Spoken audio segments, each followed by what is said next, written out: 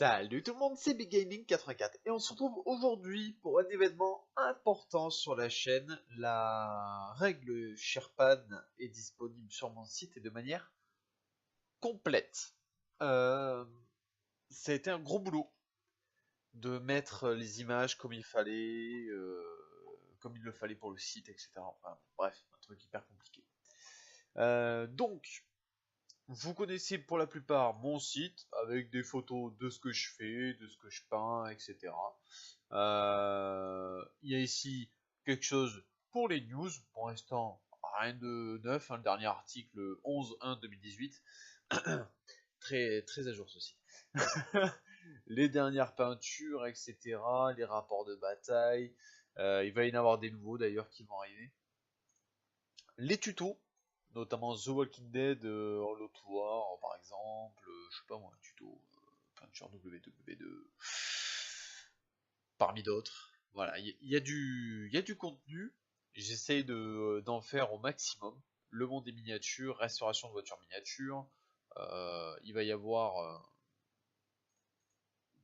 plus de choses. Et là, vous voyez un petit onglet, règle WW2 Sherpan. Et vous cliquez, et voilà la règle en ligne, messieurs. Tout ça, rien que pour vous, elle est longue, très très très longue cette règle. Avec tous les tableaux, vous voyez, ils sont là, ils sont tous là. Ça fait plaisir. Le site a gardé quasi tous les tableaux. D'accord, sauter. Alors, pour la petite explication, on va rapidement regarder ça ensemble. Donc, introduction, la règle Sherpan est une règle spécialisée Seconde Guerre mondiale. Elle s'adapte également pour la Première Guerre, messieurs. Elle s'adapte pour l'Indochine. Elle peut également faire la guerre du Golfe. J'ai fait quelques tests. Il y aura sûrement des extensions pour ces règles-là. Le soclage. Il y a divers types de soclage, diverses choses. Ça, après, c'est à vous de voir. Organisation pour création d'une armée. Alors là, on va voir des éléments ensemble rapidement. Je pense que si vous avez besoin, je reviendrai sur ces éléments. Il n'y a pas de problème, je vous ferai chaque point de règle au détail dans des petites vidéos courtes qui vont durer 5 minutes à tout péter ou peut-être 10 minutes, histoire d'expliquer rapidement comment ça se passe, comment ça fonctionne, etc. Comment est organisée une armée? Comment est organisée l'infanterie en premier? Alors, une compagnie contient 4 sections. Ces 4 sections, dans chaque section, il y a 3 escouades plus une arme lourde. Et ces 3 escouades contiennent au total 10 hommes, c'est-à-dire une escouade de 4 et 2 escouades de 3, plus une arme lourde. Vous allez me dire, mais comment ça marche? Alors, vous pouvez socler en type Flame of War ou Blitzkrieg, c'est-à-dire 4-3-3, comme vous voulez, m'en fous. Et à côté, une arme lourde en plus. Ça peut être fait en plaquette. Ou individuellement, les deux règles sont parfaitement compatibles. Les deux soclages sont parfaitement compatibles. Vous faites comme vous voulez. C'est l'avantage de cette règle qui est assez abordable. Vous l'aurez en main très très vite. Et pour y jouer, en fait, il suffit d'imprimer tous les tableaux, les avoir dans des pochettes plastifiées, et vous les avez avec vous tout le temps. Moi, j'utilise que ça va très bien. On parlait des armes lourdes. Dans une section classique, voici toutes les armes lourdes auxquelles vous avez droit. Donc vous avez le droit dans une compagnie, par exemple, à 4 mitrailleuses, à 2 mortiers de 60 mm maxi, 2 grenades anti-char, 2 Panzerfaust, etc. Vous pouvez avoir le droit à plus. Après, tout dépend le type d'unité que vous allez utiliser. Certaines unités ont des règles spécifiques. Ça, c'est toutes les armes définies comme armes d'infanterie. La liste est vouée à être étoffée parce qu'il y a d'autres armes qui ne sont pas prises en compte. Et vous allez me dire, mais les mortiers de taille supérieure, vous inquiétez pas, j'y ai pensé. Voici un autre type d'organisation d'infanterie possible. 3 sections classiques, donc composées de 3 escouades d'infanterie plus une mitrailleuse, c'est obligatoire, plus une section de soutien, soutien santé, merci, composé de 3 mortiers. Un seul des 3 mortiers peut avoir un calibre supérieur à 100 mm. Alors vous inquiétez pas, le T là il va pas rester, hein. Là ça m'énerve ça. Un seul des 3 mortiers peut avoir un calibre supérieur à 100 mm. C'est normal, c'est pour éviter de tout poutrer de partout. Donc c'est là que vous pouvez mettre vos mortiers de 80, 85, 90 et j'en passe.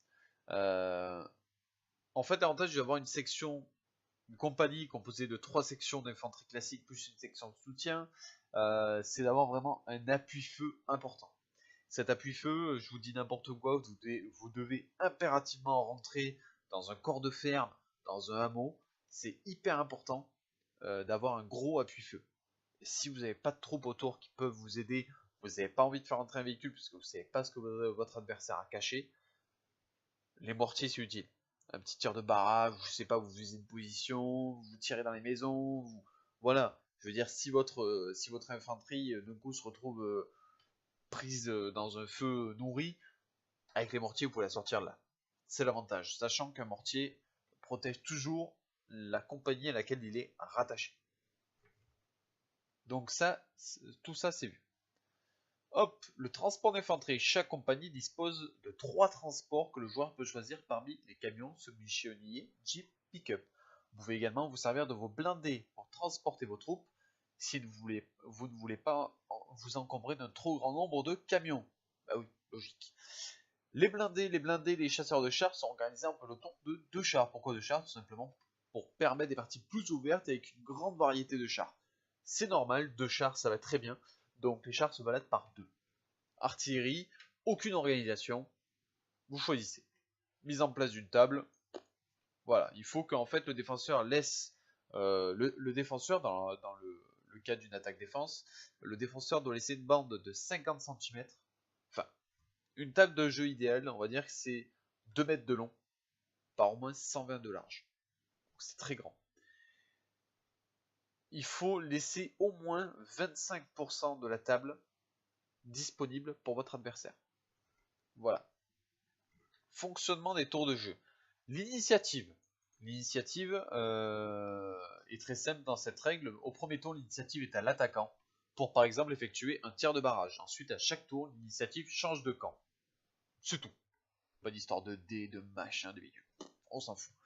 Le mouvement est une phase très importante de la règle Sharpan car tactiquement, celle-ci peut vous permettre de prendre l'ascendant sur votre adversaire. Et c'est vrai.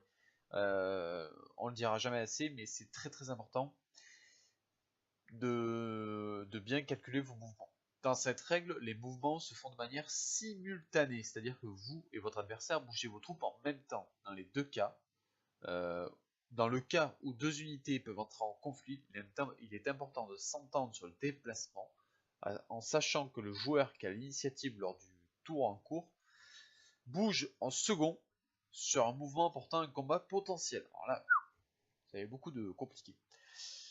Admettons, vous avez 2 chars, votre adversaire, qui n'a pas l'initiative, décide de bouger un char pour vous tirer dessus. Il vous dit, voilà, écoute, je bouge mon Sherman pour tirer sur ton tigre. Pas de problème. Ok. Mais moi, je veux bouger mon tigre aussi pour lui tirer dessus. Il bouge d'abord son Sherman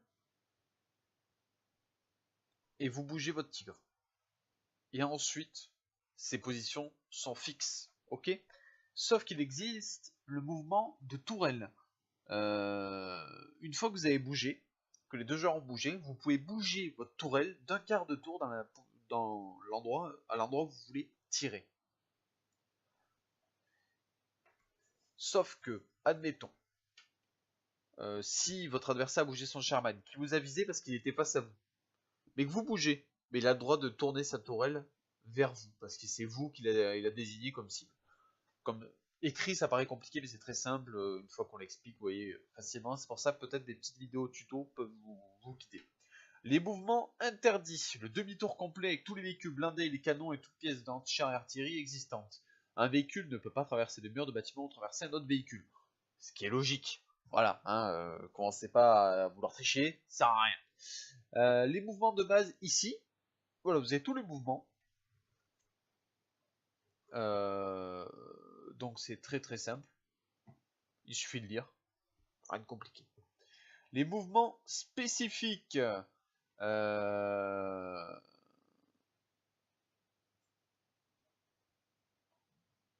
Comment vous expliquer ça? Voilà. Alors, en fait, un mouvement spécifique, c'est un mouvement qui est fait que pour certaines unités. Par exemple, les canons automoteur, chasseurs de chars, semi-chenillés peuvent faire un mouvement rotatif parce qu'ils n'ont pas de tourelle. Et dans ce cas, il faut un mouvement rotatif, c'est-à-dire vous prenez l'avant du véhicule, par exemple, vous mettez votre mètre à la roue avant droite, et si c'est un semi-chenillé, donc vous bougez la roue avant droite, vous la pivotez d'1,5 cm vers la droite, et ça va orienter votre canon. Alors des fois, ben, ça suffira pas, vous vous ferez poutrer, c'est possible. La reco, comment fonctionne la reco? Vous avez l'avion de reconnaissance, après il suffira de lire, les véhicules de reco et les éclaireurs à pied. Vous pouvez avoir une section que vous désignez comme section d'éclaireurs. En fait, une section d'infanterie est une section d'éclaireurs. Voilà, ils avancent, ils peuvent tester. Et dessous, vous avez le type de reco, ici, la détection automatique, c'est-à-dire qu'à cette distance-là, si votre adversaire se trouve à cette distance-là, vous le détectez automatiquement et vous donnez l'information à votre artillerie. C'est hyper important parce que c'est à ce moment-là que vous pouvez le poutrer. Sinon, il n'est pas considéré comme vu. Vous ne pouvez pas tirer sur n'importe quelle cible. Test de détection. C'est-à-dire là, vous faites un test pour savoir si vous le voyez ou pas. Et voilà. Ensuite, possibilité de tir. Pour qu'un blindé de l'attaquant puisse tirer, il faut qu'il ait découvert l'unité adverse avec sa reconnaissance ou lui-même avec un test de détection. À partir du moment où une unité a tiré, elle est découverte, sauf pour les anti-chars qui ont un cas spécial. Il est également interdit de tirer dans les 20 premiers centimètres de la table du jeu côté attaquant. Il faut que celui-ci puisse avancer ses troupes au départ sans être gêné. Ce qui est logique, sinon vous allez faire un bouchon au début de la table, ça ressemble à rien, c'est débile. Entrée de l'aviation, alors là, bon. En fait, comment vous dire ça? Vous appelez l'aviation, vous dites, je vais appeler l'aviation, 3 tours après, elle arrive. Nous, on fonctionne comme ça. Soit c'est défini dans le scénario, ça rentre à tel tour, soit par élément déclencheur, vous dites, bah, lorsque j'aurai franchi tel endroit, mon aviation rentrera. Ça doit être défini avant partie. Soit vous l'appelez, et 3 tours après, elle arrive. Comment fonctionne l'attaque au sol? Alors, vous avez votre avion. Enfin, pardon. D'abord, vous définissez l'angle d'attaque. L'angle d'attaque, c'est-à-dire vous avez les 4 bords de la table. Et avec un dé, vous définissez par exemple 1, 2 c'est la longueur dans ce sens, 3, 4 c'est la longueur dans l'autre sens, 5 dans la largeur, 6 dans l'autre largeur. D'accord? C'est au hasard. Vous faites 1, 2, vous attaquez dans la longueur. De gauche à droite, par exemple. Et après, vous séparez de nouveau la table en deux, par exemple, vous dites j'avais attaqué, si je fais paire, j'attaque cette moitié, impair, l'autre moitié. Admettons. Et après, vous avancez votre avion et vous l'arrêtez devant chaque unité ennemie, même si vous n'avez pas envie de tirer dessus. Vous lancez un dé, sur un chiffre pair, vous lui tirez dessus, sur un chiffre impair, vous ne lui tirez pas dessus. Pourquoi? Parce que l'avion ne détecte pas forcément toutes les cibles au sol, et que des fois, il y en a sur lesquels il va tirer parce qu'il pense que c'est une unité importante. Ou... Voilà, on va dire que le tir était un peu hasardeux des fois, et on part du principe que dans cette règle, que le tir de l'avion est hasardeux. Voilà, il ne peut pas savoir exactement ce qu'il y a au sol, donc il tire. Sachant que les unités alliées ne sont pas comptées, vous ne pouvez pas tirer sur vos alliés. Comment fonctionnent les combats aériens? Ça, je vous laisserai lire, vous me direz si vous comprenez, s'il y a besoin de détails, etc. Et pas de soucis. Dans le cas d'une attaque au sol, voilà les jets de dés qu'il faut faire pour toucher. Bon, enfin, pour détruire. Non, pardon, pour toucher, ça c'est pour toucher. Après, une fois le jet pour toucher effectué, il faut se référer au tableau correspondant aux armes. Et oui, parce que si vous utilisez une bombe, c'est le tableau HE, une roquette, c'est un tableau de tir tendu, mitrailleuse, c'est tir d'infanterie, tableau HE, c'est des bombes, ouais, canon, tir tendu, ouais, bon, j'ai tout dit. Et tableau des combats aériens. Alors d'abord, si deux avions se rencontrent, par exemple vous avez les chasseurs anciens, ce qu'on appelle les chasseurs anciens, c'est marqué sur la carte de l'avion, c'est-à-dire que c'est un machin qui est un peu de notre âge, de la première guerre par exemple, et pour le toucher c'est assez simple. Chasseur classique, voilà, vous voyez, après, lui par exemple le chasseur ancien, pour en toucher un autre doit faire 8, un classique 9, un chasseur à réaction 10, chasseur bombardier multirole 8, bombardier 7, porteuse volante 7, etc., etc., etc. Donc voilà tout ça. Attention au 88 qui, lorsqu'il touche un avion, le détruit instantanément. Là, les munitions à lire. Et ensuite, les tirs d'artillerie. Vous pouvez effectuer un tir de barrage, des tirs d'artillerie. Par exemple, ici, c'est le schéma de tir. Je vous explique. Ça, c'est votre cible. Le carré, là. C'est votre cible. Si vous faites 6, vous lui tirez en plein dans la tronche. Si vous faites 5, vous la touchez. Mais vous avez un malus de -1. 1, vous êtes trop court. 2, vous êtes trop long. 3, vous tirez à droite. Et 4, vous tirez à gauche. De votre côté. Hein, voilà. Depuis l'endroit où vous tirez. Sachant que si juste à côté vous avez un ennemi qui est à par exemple, vous tirez sur cette cible, vous visez par exemple un Sherman là, vous le touchez pas, mais que là il y a un autre Sherman à 3 cm de celui-là, et que vous avez fait 3, ou qu'il même s'il est à 5 cm, il faut qu'il y ait au moins plus de la moitié soit dedans, dans les 5 cm, il est touché.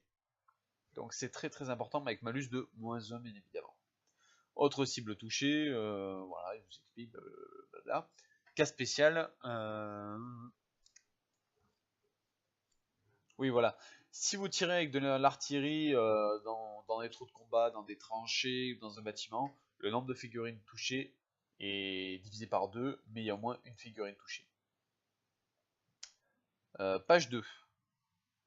Non, j'ai fait une connerie. Pardon, afficher la suite de cette page.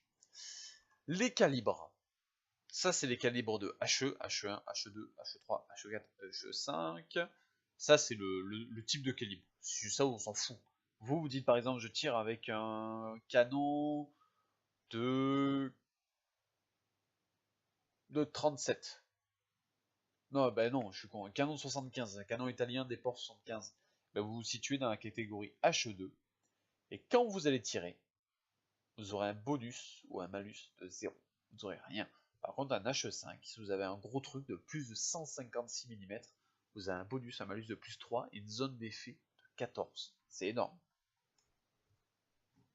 L'effet HE, vous avez, si vous faites par exemple, je dis n'importe quoi, 4, vous n'avez ni bonus ni malus, hop, pardon, ni bonus ni malus.